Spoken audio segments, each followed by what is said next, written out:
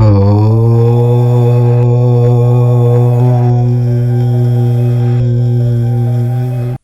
మనం ధనుసు రాశి వారి గురించి మాట్లాడుకుందాము. ధనుసు రాశి వారి ఇంట్లో ఒక రహస్య శత్రువు ఉన్నారు. వాళ్ళు ఎవరో తెలిస్తే మీ గుండె జల్లుమంటుంది. ఈ రహస్య శత్రువు ఎవరు, వారి వల్ల మీకు జరిగే నష్టం ఏమిటి, వారిని ఎలా గుర్తించాలి అనే విషయాన్ని ఈ వీడియోలో తెలుసుకుందాము. అలాగే మీరు సమస్యల నుండి బయటపడడానికి, శుభ ఫలితాలను పొందడానికి ఏ పరిహారాలు చేయాలో కూడా ఈ వీడియోలో వివరంగా తెలుసుకుందాము. కాబట్టి వీడియోని ఎక్కడా స్కిప్ చేయకుండా చివరి వరకు చూస్తే ఈ విషయాలన్నీ పూర్తిగా మీకు అర్థమవుతాయి. అంతకన్నా ముందు మా వీడియో నచ్చితే లైక్ చేసి షేర్ చేయండి. అలాగే మా ఛానల్ని కూడా సబ్స్క్రైబ్ చేసుకుని మాకు సపోర్ట్ చేయండి. ఇక వీడియోలోకి వస్తే, జ్యోతిష్య శాస్త్ర సాగరంలో ప్రతి రాశికి కొన్ని ప్రత్యేకమైన గుణగణాలు, యోగాలు మరియు సవాళ్లు ఉంటాయి. కొన్ని రాశుల వారికి అపారమైన ధనయోగం ఉంటే మరికొందరికి అద్భుతమైన కీర్తి ప్రతిష్టలు లభిస్తాయి. అయితే కొన్ని రాశుల వారి జాతకంలో ఒక విచిత్రమైన కానీ అత్యంత తీవ్రమైన సమస్య పొంచి ఉంటుంది. అదే రహస్య శత్రువులు. ఆ శత్రువులు ఎవరో పరాయి వారు కాదు, ఎక్కడో దూరాన ఉన్నవారు కాదు. వారు మన చుట్టూనే, మన ఇంట్లోనే, మన బంధుమిత్రుల రూపంలోనే ఉంటారు. ఈ విషయం వినడానికి ఆశ్చర్యంగా, నమ్మశక్యంగా లేకపోయినా ఇది ఒక కఠోర వాస్తవం. ఈ రాశివారు సాధారణంగా చాలా శక్తివంతులు, ధైర్యవంతులు మరియు నాయకత్వ లక్షణాలు కలిగిన వారు. వారి మనసులో ఏదీ దాచుకోలేరు, కల్మషం ఉండదు. ఏది అనిపిస్తే అది నిర్మొహమాటంగా ముఖం మీదే చెప్పేస్తారు. వారి దృష్టిలో ఇది నిజాయితీ, స్పష్టత. కానీ ఎదుటివారికి ఇది అహంకారంగా, అవమానకరంగా మరియు కఠినంగా అనిపించవచ్చు. ఉదాహరణకు, ఒక కుటుంబ వేడుకలో అందరూ కలిసి ఉన్నప్పుడు ఈ రాశికి చెందిన వ్యక్తి తమ బంధువు వేసుకున్న బట్టల గురించి కానీ, వారు తీసుకున్న ఒక నిర్ణయం గురించి కానీ, ఇదేం బాగోలేదు, నువ్వు అలా చేసి ఉండాల్సింది కాదు అని అందరి ముందు అనేయచ్చు. ఆ మాట అనేటప్పుడు వారి ఉద్దేశం చెడు కాకపోవచ్చు, కేవలం తమ అభిప్రాయాన్ని చెప్పాలనే తపన మాత్రమే ఉండొచ్చు. ఆ తర్వాత 5 నిమిషాలకే వారు ఆ విషయాన్ని పూర్తిగా మర్చిపోయి ఏమీ జరగనట్లుగా అవతలి వ్యక్తితో ప్రేమగా మాట్లాడతారు. కానీ మాటల తూటాలకు గాయపడిన అవతలి వ్యక్తి మనసు మాత్రం అంత తేలికగా దానిని మర్చిపోలేదు. అందరి ముందు తనను తక్కువ చేశారనే భావన, అవమాన భారం వారి గుండెల్లో ఒక ముల్లులా గుచ్చుకుంటుంది. అది పైకి కనిపించని ఒక గాయంగా మారి నెమ్మదిగా పగగా రూపాంతరం చెందుతుంది. ఆ క్షణం నుండి వారు పైకి నవ్వుతూ, ఎప్పటిలాగే స్నేహంగా మెలిగినప్పటికీ లోపల మాత్రం సరైన సమయం కోసం, ప్రతీకారం తీర్చుకునే అవకాశం కోసం ఎదురు చూసే రహస్య శత్రువుగా మారిపోతారు. ఈ రహస్య శత్రువులు అత్యంత ప్రమాదకరమైన వారు. ఎందుకంటే బయటి శత్రువుతో పోరాడడానికి మనకు ఒక ప్రణాళిక ఉంటుంది. వారి బలాబలాలు అంచనా వేయగలం. కానీ మనతోనే ఉంటూ మన మంచినే కోరుకున్నట్లుగా నటించే ఈ గుప్త శత్రువులను గుర్తించడం బ్రహ్మదేవుడికి కూడా కష్టమే. వారు మీ బలాలు, బలహీనతలు, మీ కుటుంబ రహస్యాలు, మీ ఆర్థిక పరిస్థితి, మీ వ్యాపార వ్యూహాలు అన్నీ తెలిసిన వారై ఉంటారు. వారు చాప కింద నీరులా చాలా నెమ్మదిగా, మీకు ఏమాత్రం అనుమానం రాకుండా మీ పతనానికి పునాదులు వేస్తారు. ఉదాహరణకు, మీ దగ్గరి బంధువు ఒకరు, బాబాయ్ నాకు ఏ ఉద్యోగం లేదు, చాలా కష్టాల్లో ఉన్నాను, దయచేసి మీ వ్యాపారంలో ఏదైనా చిన్న పని ఇప్పించు, నీకు చేదోడు వాదోడుగా ఉంటాను, పని కూడా నేర్చుకుంటాను అని కన్నీళ్లతో మిమ్మల్ని ఆశ్రయించవచ్చు. వారి దీన స్థితిని చూసి జాలిపడిన మీరు వారిని నమ్మి మీ వ్యాపారంలో చేర్చుకుంటారు. మొదట్లో వారు చాలా కష్టపడి పనిచేస్తున్నట్లు, మీకు అత్యంత విధేయులుగా ఉంటున్నట్లుగా నటిస్తారు. మీ నమ్మకాన్ని పూర్తిగా చొరగొంటారు. ఆ తర్వాతే వారి అసలు స్వరూపం బయటపడుతుంది. నెమ్మదిగా వ్యాపారంలోని కీలకమైన సమాచారాన్ని దొంగిలించటము, ఖాతాలలో చిన్నగా అవకతవకలు చేయటం, మీ గురించి ఇతర భాగస్వాములకు లేదా ఖాతాదారులకు చెడుగా చెప్పి అపోహలు సృష్టించటం వంటివి చేస్తారు. మీరు తేరుకుని అసలు విషయం గ్రహించేసరికి జరగాల్సిన నష్టం జరిగిపోతుంది. మిమ్మల్ని ఆర్థికంగా, సామాజికంగా పూర్తిగా దెబ్బతీసి మీ పతనాన్ని కళ్ళారా చూసే వరకు వారికి శాంతి ఉండదు.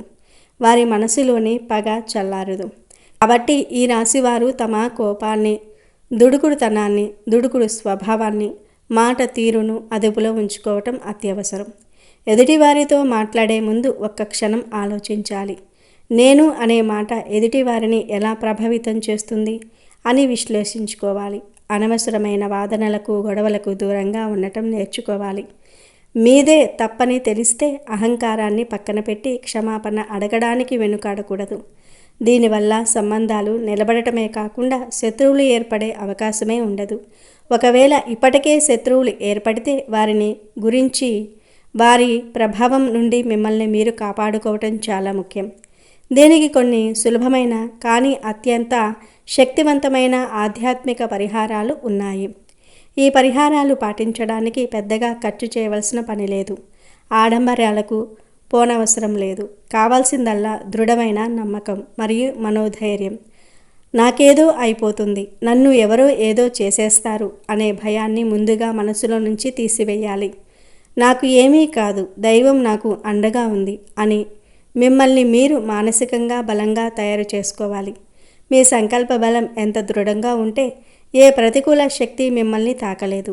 ఇంట్లో అనవసరమైన ఆర్భాటాలు లేకుండా నిశ్శబ్దంగా భక్తి శ్రద్ధలతో పూజలు చేసుకోవటం ఉత్తమం. ముఖ్యంగా ఈ రాశివారు ప్రతి మంగళ, శనివారాలలో మరియు పౌర్ణమి రోజున హనుమంతుని ఆలయాన్ని సందర్శించుకోవాలి. హనుమంతుడు శక్తికి, ధైర్యానికి ప్రతీక. ఆయనను ఆరాధించటం వల్ల కుజ, శని గ్రహాల వల్ల కలిగే దుష్ప్రభావాలు తొలగిపోతాయి. శత్రుభయం నుండి విముక్తి లభిస్తుంది. స్వామివారికి జాస్మిన్ నూనెతో దీపం వెలిగించి సింధూరాన్ని సమర్పించి హనుమాన్ చాలీసా పఠించటం వల్ల మీ చుట్టూ ఒక రక్షణ కవచం ఏర్పడుతుంది. అలాగే ప్రతి నెల ఒక్కసారైనా సుందరకాండ పారాయణం చేయటం వల్ల ఇంట్లోని ప్రతికూల శక్తులు తొలగిపోయి ఆరోగ్యము, ఐశ్వర్యము మరియు మనశ్శాంతి లభిస్తాయి. సుందరకాండ హనుమంతుని విజయాన్ని వర్ణిస్తుంది కాబట్టి దాని పారాయణం మీ జీవితంలోని అన్ని అడ్డంకులను తొలగించి విజయాన్ని అందిస్తుంది. సుబ్రహ్మణ్య స్వామి ఆరాధన కూడా శత్రువుల నుండి రక్షణ పొందడానికి ఒక అద్భుతమైన మార్గం. సుబ్రహ్మణ్యుడు దేవతల సైన్యాధిపతి, శత్రు సంహారకుడు. ఆయనను పూజించటం వల్ల మీ అంతర్గత శత్రువులైన కోపము, అహంకారము నశించటమే కాకుండా బాహ్య శత్రువులు కూడా మీ దరికి చేరలేరు. గురువారాలు శ్రీ మహావిష్ణువును పూజించటం వల్ల శత్రువులు కూడా మిత్రులుగా మారే అవకాశం ఉంది. గురువారం రోజు ఉపవాసం ఉండటం లేదా కనీసం ఆలయానికి వెళ్ళి పసుపు రంగు పువ్వులు, పసుపు వస్త్రాలు, శనగపప్పు, అరటి పండ్లు లేదా పసుపు రంగు మిఠాయిలను స్వామికి నైవేద్యంగా పెట్టి భక్తులకు పంచటం వల్ల బృహస్పతి అనగా గురుగ్రహం అనుగ్రహం లభిస్తుంది. దీనివల్ల మీకు జ్ఞానము, వివేకం పెరిగి మంచి చెడులను, మిత్రులెవరో శత్రువులెవరో గుర్తించే శక్తి వస్తుంది. దానాల్లోకెల్లా గుప్తదానం అత్యంత శ్రేష్టమైనది. మీరు చేసిన సహాయం గురించి ఇతరులకు తెలియకుండా చూసుకోవాలి. శనివారం రోజున శనిదేవుని ఆలయంలో లేదా ఏదైనా ఆలయంలోని పురోహితునికి బెల్లము, నల్ల నువ్వులు లేదా నల్లని వస్త్రాలను దానం చేయటం వల్ల శనిగ్రహ శాంతి జరిగి కర్మ సంబంధమైన దోషాలు తొలగిపోతాయి. వీటన్నిటికన్నా ముఖ్యమైన శక్తివంతమైన పరిహారం తల్లిదండ్రులకు, గురువులకు మరియు పెద్దలకు సేవ చేయటం. వారి హృదయపూర్వక ఆశీర్వాదాలు మిమ్మల్ని అన్ని కష్టాల నుండి, శత్రువుల నుండి ఒక అభేద్యమైన కవచంలా కాపాడతాయి. ప్రతిరోజు వారి పాదాలకు నమస్కరించి వారి దీవెనలు పొందడానికి ఆఫీసు నుండి ఇంటికి వచ్చాక ఫోన్ను పక్కన పెట్టి కనీసం ఒక 15 నిమిషాలైనా వారితో ప్రేమగా మాట్లాడండి. మీ ఈ చిన్న శ్రద్ధ వారికి ఎంతో ఆనందాన్ని ఇస్తుంది. వారి ముఖంలో మీరు చూసే ఆ సంతోషమే మీకు 1000 ఏనుగుల బలాన్ని ఇస్తుంది. తల్లిదండ్రులను గొప్పగా చూసుకోవటం కన్నా గొప్ప పూజ, గొప్ప పుణ్యం ఈ విశ్వంలో మరి ఒకటి లేదు. ఈ ఆధ్యాత్మిక పరిహారాలతో పాటు కొన్ని చిన్న చిన్న జాగ్రత్తలు కూడా పాటించటం మంచిది.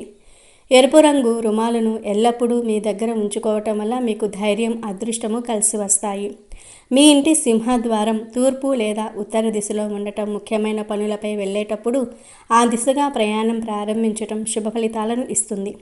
ఈ పరిహారాలను శ్రద్ధగా, భక్తిగా మరియు పూర్తి నమ్మకంతో ఆచరించటం ద్వారా ఈ రాశి వారు తమ రహస్య శత్రువుల ఉనికిని గుర్తించగలరు, వారి కుట్రల నుండి సురక్షితంగా బయటపడగలరు మరియు వారి జీవితంలో ప్రశాంతతను, విజయాన్ని సాధించగలరు.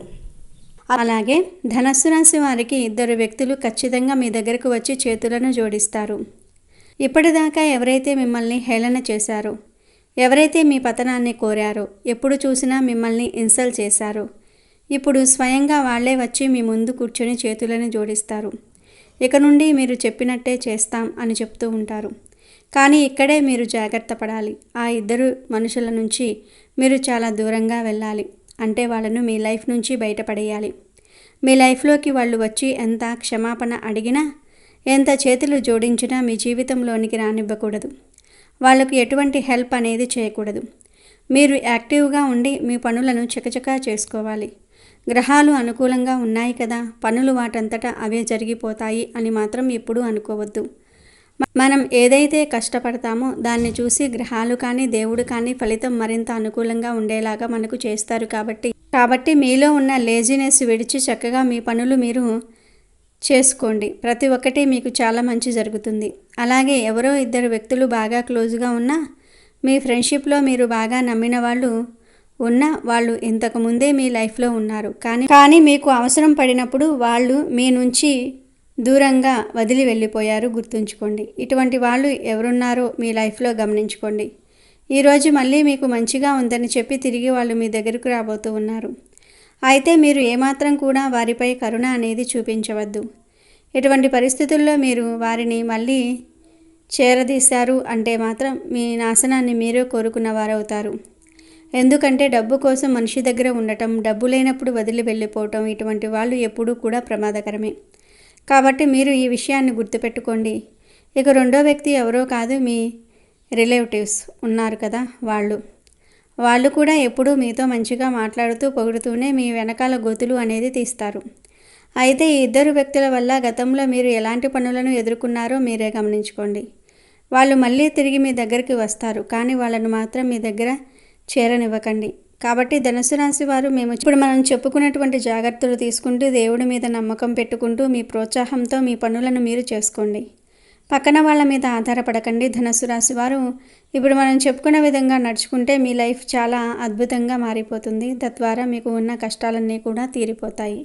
అలాగే ఇద్దరు ఆడ మనుషులు, ఒక మగ మనిషి మీ జీవితంలో ఎప్పుడూ కూడా మీ వెంట పడుతూ ఉన్నట్లుగా మీకు అర్థమవుతూ ఉంటుంది. అయినప్పటికీ కూడా వారి మూలంగా మీకు మంచి జరిగే అవకాశాలు అయితే ఎక్కువగా ఉన్నాయి. కొంతమంది మనం ఎంత వెయిట్ చేసినా కానీ మనతో మాట్లాడాలని, ఫ్రెండ్షిప్ చేయాలని, బంధాన్ని కొనసాగించాలని ప్రయత్నం చేస్తూ ఉంటారు.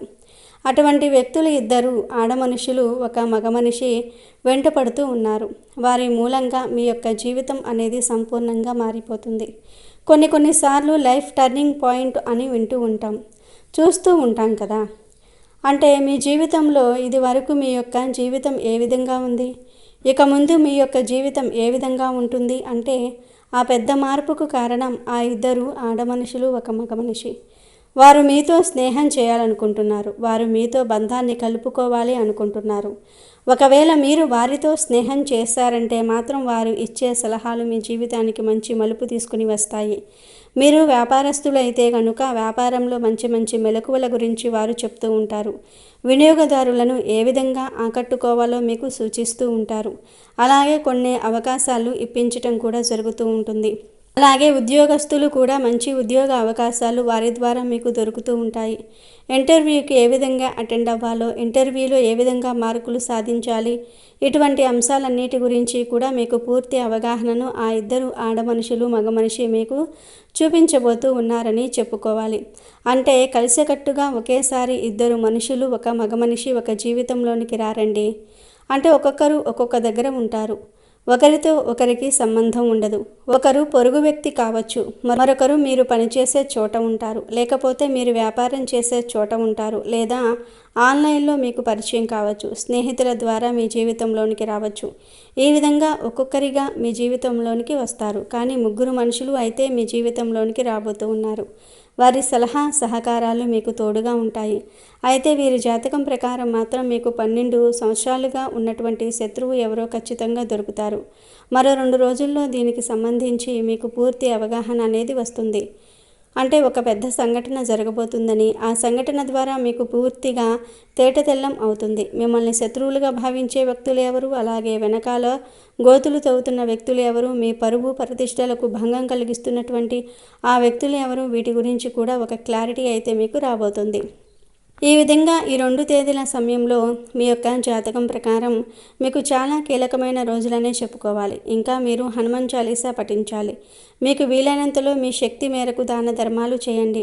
అపారమైన పుణ్యఫలాన్ని మీరు ఖచ్చితంగా పొందుతారు. అలాగే మీ జీవితంలో మరిన్ని శుభ ఫలితాలు పొందడానికి గోమాతను సేవించండి. గోమాత అంటే కనుక సకల దేవత స్వరూపమే. గోమాతను మీరు ఆరాధిస్తే సకల దేవతలను మీరు ఆరాధించినట్లే. ధనుసు రాశి వారు శత్రు సమస్యల నుండి విముక్తి పొందడానికి నరసింహస్వామిని భక్తి శ్రద్ధలతో పూజించటం అత్యంత ప్రభావవంతమైన మార్గంగా చెప్పబడుతుంది. ప్రతిరోజు నరసింహస్వామి చిత్రపటాన్ని లేదా విగ్రహాన్ని పూజ గదిలో ఉంచి దీపం వెలిగించి ధూపం వేయాలి. స్వామికి ఇష్టమైన తామర పువ్వులు, తులసి ఆకులతో పూజించటం వల్ల మంచి ఫలితాలు లభిస్తాయి.